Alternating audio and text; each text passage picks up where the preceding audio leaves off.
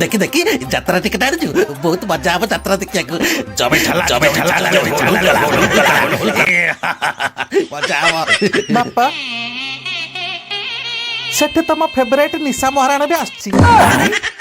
ନିଶା ମହାରାଣା ବି ଆଉଛି।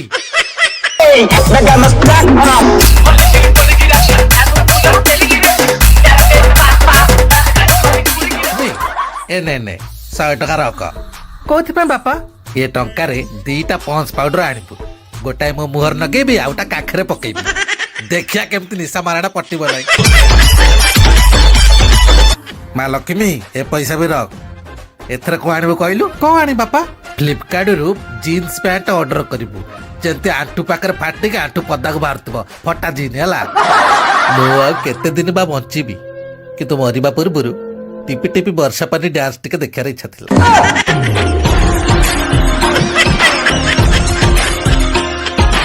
କଣ ହେଲା କି? ସେତେବେଳେ ଟିପି ଟିପି ବର୍ଷା ପାଣି ପକଉଛ, ଚାଳ ଫୁଟିକି ବାଳ ଓଦା ହେଲାଣି। ନିଶା ମହାରାଣା ଯୋଉ ଯାତ୍ରା କହୁଛି ସାନ ବୋଉ ମୋ ପାଇଁ ଟିକେଟ ଆଣିଛନ୍ତି।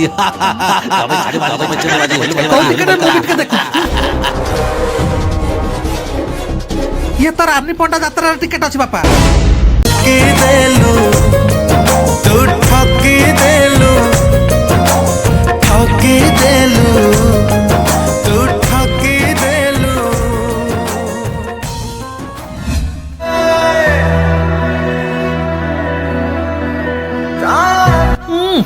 ତମେ ତ ଜାଣିକି ଜନ୍ମରୁ ଅନ୍ଧ, ଚଢିବାକୁ ଚାହୁଁଥିଲ ନିଶା ମହାରାଣାର ପଥର ବନ୍ଧ। ଆରେ ଲିଟୁ, ସାନ ଭାଇ ଆସୁ ତମ ରାନୀ ପଣ୍ଡା ପ୍ରେମ ଛଡିବ। ହୃଦୟ ଯୋଡ଼ିବା ଗରୁ ତୁଟି ଗଲା। ତତେ ଆଗରୁ କହିଛି ବୁଢାକୁ ଭାସ୍କର ନ୍ୟୁଜ ଦେଖାନା, ଏବେ ସମାଳ।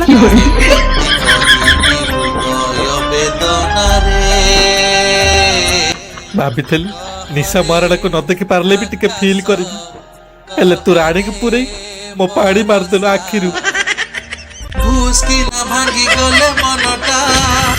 ଜବାବ ଦିଅ। ହଁ ମୁଁ ଟିକେଟ ଦେଇଛି। ଯାଅ ବାପାଙ୍କର ଗୋଡ଼ ଧରି ଭୁଲ ମାଗ। ଭୁଲ ମାଗିବି କାହିଁକି? ମୁଁ ତ କିଛି ଭୁଲ କରିନି। କଣ କହିଲ?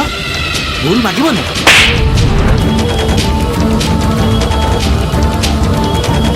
ଘଇତା ହେଇ ଯଦି ଗୋଟେ ଛତର ଖାଇ ପାଇଁ ମାଇପ ଉପରେ ହାତ ଉଠେଇବ, ତାହେଲେ ସେ ଘଇତା ନୁହେଁ, ସେ ହଉଛି ସାରୁ ରାଇତା। ଶେଷ ଥର ପାଇଁ ପଚାରୁଛି, ତମେ ବାପାଙ୍କ ଗୋଡ଼ ଧରି ଭୁଲ ମାଗିବ ନା ନାହିଁ? ମାରିବ ତ? ହଁ, ବିଧା ଗୋଇଠା ଲାତ ଚାପୁଡା ଦିଏ, ଲକ୍ଷେ ଶିବ ପୂଜି ପାଇଛି ଘଇତାଟିଏ।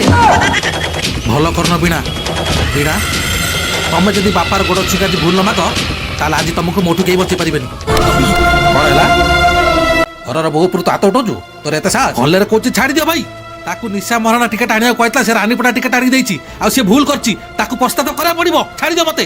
ଏ ଘର ରାନୀପଟା ଚାଲିବନି। କଣ କହିଲୁ? ଏ ଘର ରାନୀପଟା ଚାଲିବନି? ଆଚ୍ଛା, ଏତେ ସାହସ? ରୁହ ଟିକେ।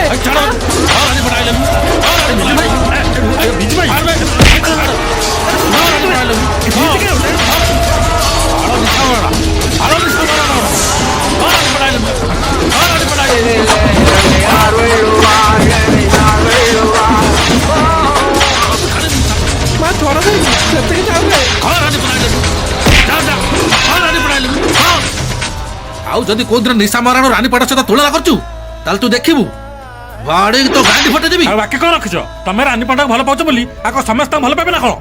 ଚୁପ୍ କର ଅପଦାର୍ଥ କୋଉଠିକାର। ନିଶା ମହାରାଣା ପ୍ରେମରେ ଅଛୁ ନାଇଁ? ଆରେ ସିଏ ଯୋଉ ନିଶା ମହାରାଣା କଥା କହୁଛି, ତା ଅରିଜିନାଲ ନା ଝିଲି ମଲ୍ଲିକ ବୋଲି ଜାଣିଛୁ? ଆଜି ଯାଏ ମୁଁ ଚୁପଚାପ ସବୁ କଥାକୁ ସହି ଆସିଥିଲି, ନିଶା ମହାରାଣାକୁ ସପୋର୍ଟ କରିବା ପାଇଁ ନୁହଁ, ଏ ଅନ୍ଧ ବୁଢା ବାପାଟା ପାଇଁ, ଯିଏ ତା ଜୀବନର ସବୁ ଆଲୋକକୁ ଆଶାର ଆଲୋକ ବାଲାକୁ ଦେଇଦେଲା। ଓ ସେଇଥିପାଇଁ ଚୁପ ରହିଛୁ? ରାନୀ ପଣ୍ଡା ଅରୁଆ ଚାଉଳ ନା, ମଞ୍ଚ ଉପରେ ଯାଇ ପେଟ ଦେଖେଇ ଭଜନ କରେ। ବୋଉ, ଗରିବର ପେଟ ପୋଷିବା ପାଇଁ ଯଦି ନିଜ ପେଟ ଦେଖିବା ଅପରାଧ, ତାହେଲେ ହଁ ସେ ଅପରାଧୀ। ହେଲେ ସମାଜରେ ଯୋଉ କଜଳ ପାତିଆ ଭଦ୍ର ଲୋକ ଅଛନ୍ତି, ଗରିବର ଅସୁବିଧା ବେଳେ ବାଳ ବି ଛିଣ୍ଡେଇ ଦିଅନ୍ତି ନାହିଁ।